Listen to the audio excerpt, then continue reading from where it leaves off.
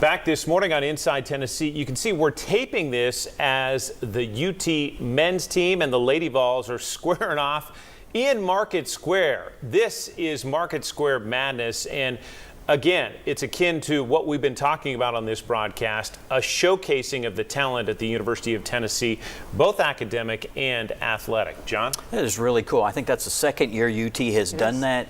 That almost looks like a real basketball court, and I'm tempted to say they should just leave it like that. Seriously. But Chancellor, that sort of reminds me of a question I wanted to ask you. We are now a year or so into NIL, and UT, I think it's fair to say, has been a leader in the SEC, if not elsewhere in the country, in terms of NIL. I'd love your assessment of what you're happy with, and if you're like, might want to tinker with that if I could. Right. NIL stands for name, image, likeness, and it's the idea that student athletes ought to be able to benefit from their name, image, likeness, and what is their market value. And so I think it's been a good move. It's still a little chaotic, I would say. We're in transition. A lot of coaches, athletic directors, university presidents are eager to see it kind of get a little bit more structure around it and get better organized. But it's been wonderful for young people to be able to receive money for their name, their signature. It used to be that a student athlete couldn't work a camp in the summer and make money from it. So I think it's been really freeing and helping young people. I heard Josh Heupel say he thought it was a great thing because one of the reasons is if it teaches kids about my own image, my likeness, it's what I have, I've got to protect it. I can't just go on social media and kind of lose my mind. And so I think it's a good move. We're not finished with it, though. I think as an industry, we got to get a little more clarity around it, more boundaries. And for people who don't quite understand, Chancellor, the university is not writing checks to these student athletes. No, so student athletes may get contacted by a cookie company and say, if you tweet out about us 10 times a month, we're going to give you so much money. That makes sense.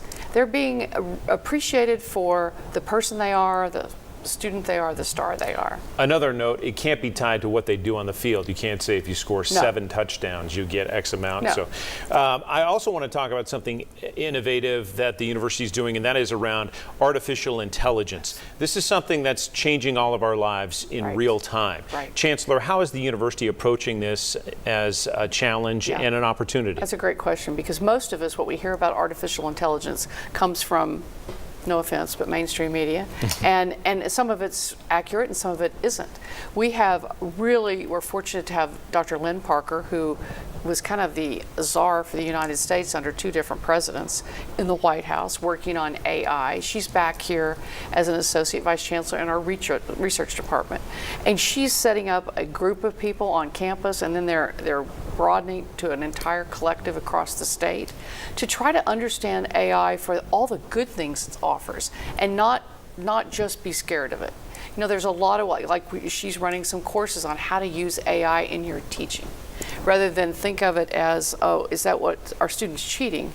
Let's turn that around and say, well, how could we get them to say, okay, go see if you can now go get the app to write a paper. Apply it, And now let's go back and judge that paper based on the things that we've talked about in class. That's a positive learning experience. But that's just one small example of trying to teach with it, help people understand what it can do, and then how are we going to incorporate it into, at least in higher ed in the future. It's going to be important. As someone who does not want to have their job replaced by AI, I appreciate hearing sort of the positivity spin on it.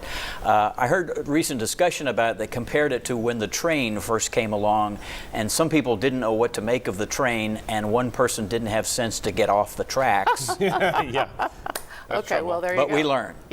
Real quick, you mentioned this earlier in the show, and every time I look over at that piece of property, I think, man, that's a beautiful piece of property, Cherokee Farms, which is right across the water and right off Alcoa Highway.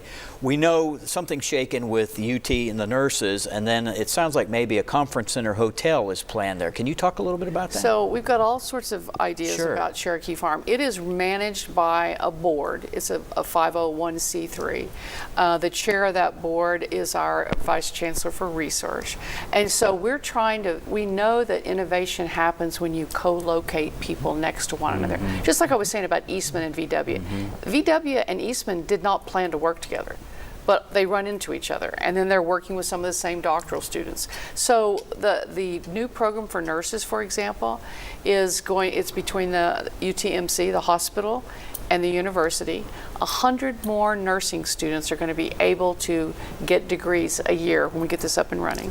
And if you look at the new space over there, we just had a ribbon cutting for it not long ago, all the simulation spaces that nurses need for training, and you can use them in research, are right there. So in this program, for example, we're so thrilled about the partnership with the hospital because the students are going to receive scholarships, and in exchange, they're going to be working at the hospital when they graduate. More partnerships like that is what we need to be doing. And I'm excited that this is a great model to get started. President Boyd assured us there will be a pedestrian and bike bridge across the Tennessee. I was glad to see that he said that. That was like, no doubt. I agree with him. Okay. And we're excited about that. The city put in the grant, and they've been working with us people from the federal government who told them what we need to do. Second time around, we feel confident we're going to get it. We're partnering with them very intensely. It will be good for the city. It will be good for the university to be able to. We're locked in terms of space, and that's one of our biggest opportunities is finding more space and using the space we have better. Chancellor, only about 30 seconds. What should our viewers pay attention to in the next 6 months or a year that's going to happen on the campus of the University of Tennessee? Well, I want people to be proud of this university. We're on fire, kind of. People are so happy to be here. I connected in my plane from Germany back here in Philadelphia. I go to the gate, and it's full of parents of Tennessee kids who are coming to the football game. This university is changing, and it's becoming a really even stronger university than it was, and I want people to feel good about that. I think the research that we have underway, we're really close to a next big step in our research. And then, athletics is on fire as well. I guess you've heard about that. We've heard about that. Yeah. Yes, there's a lot more to come. That's right. We look forward to having you back in the next few months. I'd and again, love to. Thank you for your time. Okay, thank Appreciate you all. it. Thanks for inviting me. We'll be back with our talk around right after this.